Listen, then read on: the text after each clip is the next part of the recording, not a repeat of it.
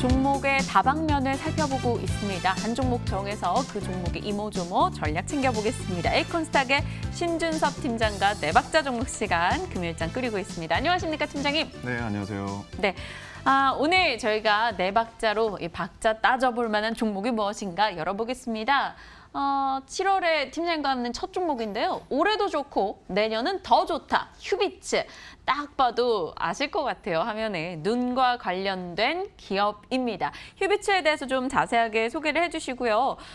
지금 이 기업이 어느 정도 위치에 있는지 이런 부분까지 언급해 주신다면요. 네. 일단 지금 또 어닝 시즌인 만큼 일단 실적이라든지 이제 뭐 여전히 좀 많이 좀 수혜를 받다 보니까 좀 관심 가지면 좋을 것 같아서 일단 가지고 왔는데요. 일단 보시다시피 이제 눈 관련된 우리 생활에 있어서 상당히 밀접한 우리 안경 관련돼서도 뭐 상당히 연관이 되어 있는 기업이기도 한데 간략하게 이제 기업 소개 먼저 좀 드리면요. 보시다시피 이제 안과랑 우리 안경점에서 이제 주로 이제 우리가 눈을 이제 뭐 측정을 한다든지 진단은 필요한 진단 기기들 있죠. 뭐 자동 검안기라든지 뭐 자동 렌즈미터 등등등. 우리 일단 안광학 의료기기의 전문 기업이라고 보시면 될 것 같습니다. 뭐 이를 직접적으로 뭐 외주 생산을 하는 것이 아니라 직접적으로 개발도 하고 생산도 하고 뭐 국내뿐만이 아니라 해외까지 이제 판매망을 넓혀가고 있는 기업인데요. 동사 같은 경우에는 저도 오래전부터도 상당히 좀 관심을 많이 가졌었는데 잠깐의 좀 그 에피소드를 잠깐 말씀드리면 과거에 이제 중국 진출로 인해서 상당히 주가가 많이 올랐었어요. 일단 잠시 후에도 뭐 아마 차트에서도 보실 수가 있겠지만, 근데 그 이후에 이제 중국 시장에 대한 좀 실적이 조금 미미하게 좀 나오면서 일단 좀 실망 매물도 좀 제법 나왔거든요. 그러다 보니까 더 이제 부각되는 종목들이 많이 나오면서 이제 어떻게 보면 상대적으로 소외가 되고 있는 상황인데, 동사에 대한 이제 투자 포인트를 몇 가지 좀 말씀을 드리면요. 드디어 이제 그 시장 점유율 에서는 이제 여전히 이제 글로벌 시장에서는 유지를 하고 있다라는 거고요. 대다수 이제 전문가들이 잠깐에 좀 반짝 좀 노출이 된 게 아닌가라는 이제 그런 생각들도 많이 가졌던 종목 중에 하나였는데, 일단 5년이 지난 지금 들춰봤을 때는 이제 뭐 독일이라든지 일본이 물론 이제 선점을 한 시장 안에서도 후발 기업임에도 불구하고 글로벌 시장에서는 지금 벌써 3위를 계속 유지를 하고 있는 상황인데요. 참고로 이제 휴비츠가 제조하고 있는 우리가 이제 안경점에서 흔히 볼 수 있는 그런 자동 검안기라든지 렌즈 가공기, 검사기기의 글로벌 시장에서는 실제 50%에서 60% 정도의 시장 점유율을 차지할 정도로 지금 시장 점유율 1위를 기록을 하고 있는 상황입니다. 후발 투자임에도 불구하고 지금 이런 그림들 그리고 있다라는 건 상당히 우리가 높게 평가할 수 있는 부분 중에 하나고요. 앞서 말씀드린 것처럼 이제 국내 시장만 이제 많은 이제 투자자분들이나 전문가분들이 보셨던 것 같은데, 중국 시장에 진출하다가 잠깐 미끄러졌다고 말씀드렸잖아요. 근데 중국 시장에 대한 매출이 본격적으로 올해 좀 반영이 지금 되고 있는 상황입니다. 진짜 중국뿐만이 아니라 신흥국에 대한 지금 매출처를 지금 동사가 확보를 함으로써 지금 110개가 넘는 지금 그 전국 국내뿐만이 아니라 해외 시장에 있는 그 판매 채널을 통해서 해외 매출이 지금 수출이 이루어지고 있는데요. 참고로 전년도 기준으로 봤을 때 전체 매출의 약 84%가 수출에 지금 차지가 될 정도로 올해 우리가 좀 봤을 때 단순히 국내 시장만 보시면 안 될 것 같고요. 네. 해외 시장 안에서 성장을 해가고 있다라고 보시면 될 것 같습니다. 네, 알겠습니다. 세계 시장에서 입지가 좀 탄탄히 굳어가고 있는 이 기업이다라고 소개를 해주셨습니다. 휴비츠요. 실적 전망 좀 자세하게 들여다보겠습니다. 올해 어느 정도로 지난해와 비교했을 때 나아질까요? 네, 일단은 동사의 매출 자체가 700억대 정도의 좀 정체가 됐었고요. 2016년도에는 600억대까지 내려가면서 실적 때문에 좀 많이 소외를 당한 건 사실이거든요. 근데 작년도에 다시 실적에 대한 성장 수치가 좀 찍히기 시작했고, 올해 1분기 실적 잠깐 말씀드리면 약 거의 한 200억 정도 나왔습니다. 186억. 전년 이제 1분기 대비 봤을 때는 12%가 넘는 성장을 했고요.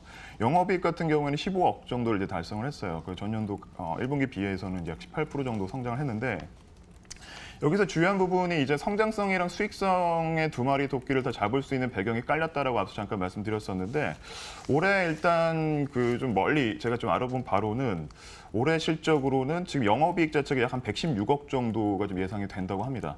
그게 지금 전년도 대비로 봤을 때는 40%가 넘는 수익성이 좀 찍힌다는 얘기인데 일단 올해 특별한 지금 전반적으로 큰 대형주들도 지금 모멘텀이 없는 상황에서 특히나 이제 실적과 관련돼서 상당히 좀 예민할 수밖에 없는 시장이면 틀림이 없거든요. 하반기 봤을 때 이러한 실적이 좀 뒷받침되고 있는 종목들 좀 주목하시면 좋을 것 같고요. 참고로 동사가 좀 자회사로 이제 중국 시장의 자회사로 상해 휴비츠라는 이제 그 기업을 두고 있습니다. 동사의 그 자회사 상해 휴비츠 같은 경우에는 동사가 지분 67%를 가지고 있는데요. 참고로 이제 중국 시장을 공략하기 위해서 이제 하나 포석을 둔 거죠. 이 부분에서 좀 매출이 많이 나오지 않았었는데 올해부터 본격적으로 지금 잡히기 시작했고요. 참고로 이제 그 중국 같은 경우에는 그 자동 검안기 보급률이 아직 40% 수준도 되지 않는 지금 상황이거든요. 그런 거 봤을 때는 계속적으로 중국 시장의 성장에 대한 부분들이 배경이 좀 과감하게 좀 깔려 있다고 보시면 될 것 같고요.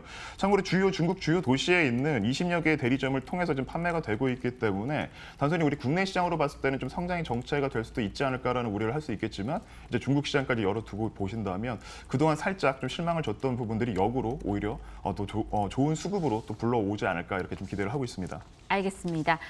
눈여겨볼 점이 조금 많기도 한데요. 말씀 중에 좋은 수급을 불러오지 않을까 이런 얘기를 하셨어요. 저희가 항상 수급 부분에 대해서 팀장님께서 좀 아쉬움을 각 종목에 대해서 두셨었는데요. 최근에는 수급적으로도 주목받는 종목들을 상당수 많이 소개를 해주시기도 했습니다. 휴비츠는 어떻습니까? 좀 손이 큰 분들이 들어와 계신가요?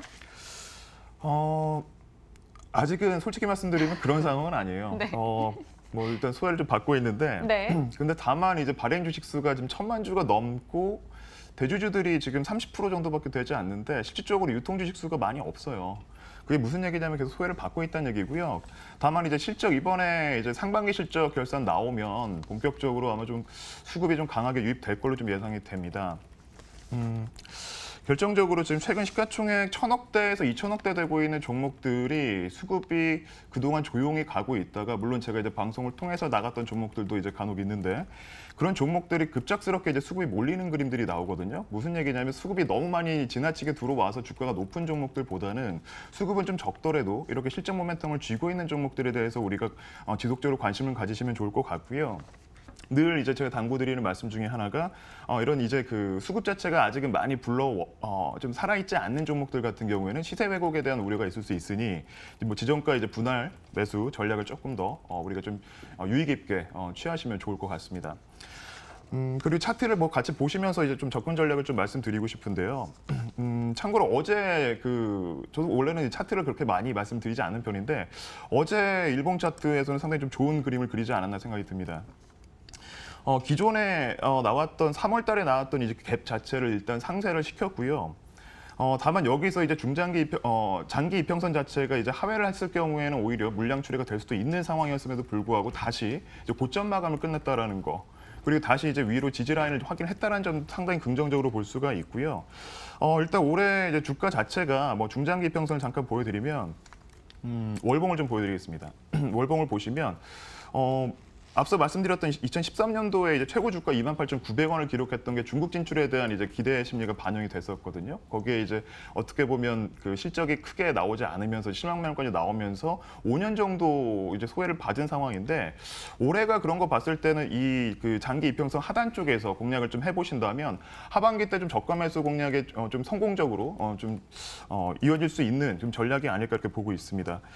그런 거 봤을 때는 일단 1차 목표가로는 12,500원을 좀 제시해드리고 싶고요. 손절가는 9,150원 정도로 대응해 보시면 좋을 것 같습니다. 목표 주가 12,500원, 손절가 9,150원 라인 설정을 해주셨습니다. 휴비츠 가격과 또 차트 분석까지 이미 해주셨는데요. 이 종목의 점수는 어떻게 될까요? 네 박자 차트 한번 열어보겠습니다. 실적과 가격은 만점인데 평소에는 늘 만점을 차지했었던 쪽이 거의 이슈였거든요. 근데 오늘 이슈가 왜 이렇게 짤까요? 점수가? 일단은 워낙 이제 그 테마나 이제 이슈 관련된 부분들 지금 한창 핫한 이슈들에 비해서는 상대적으로 작다고 말씀드린 거고요. 가장 중요한 이슈는 뭐 실적이라고 계속 말씀드리고 싶습니다. 네. 알겠습니다. 탄탄하게 숫자를 믿고 가자 생각이 드시는 분들이라면 휴비츠 한번 점검해 보시는 거 좋을 것 같아요. 오랜만에 또 이 종목에 대해서 짚어주셨습니다. 어떻게 갈지 저희 앞으로 지켜보면서 계속 AS에 나가도록 하겠습니다. 자, 오늘 네 박자 종목 휴비츠였고요. 에이콘스탁의 신준섭 팀장과 함께했습니다. 팀장님 감사합니다. 네, 감사합니다.